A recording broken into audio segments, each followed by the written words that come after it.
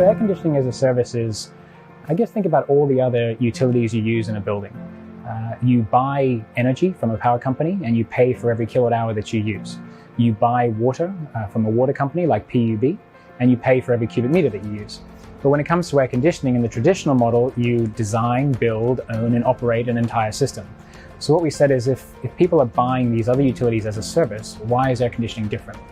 When it comes to air conditioning as a service, the entire air conditioning system is outsourced to the service provider.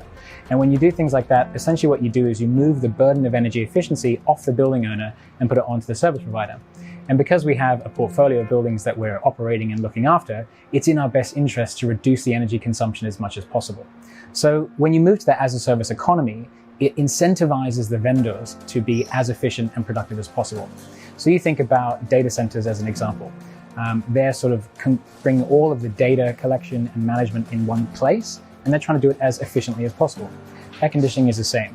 So we're running air conditioning systems all over the world, and if we can run them more efficiently, then we essentially save energy for ourselves and give a better environment for our customers. Providing air conditioning used to be about hardware. Now it's becoming increasingly about software, and now it's moving into big data, analytics, and artificial intelligence. So we have a K real-time system which monitors all of the air conditioning assets across the entire precinct here at Paya Lebar Quarter.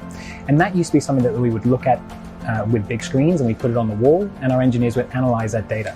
We've now built modules and artificial intelligence platforms behind that allow the systems to run autonomously and allows them to be more energy efficient all of the time.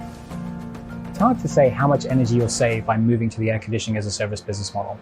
But when we had the original conversations with Lendlease, we all targeted a 30% energy savings versus a typical building.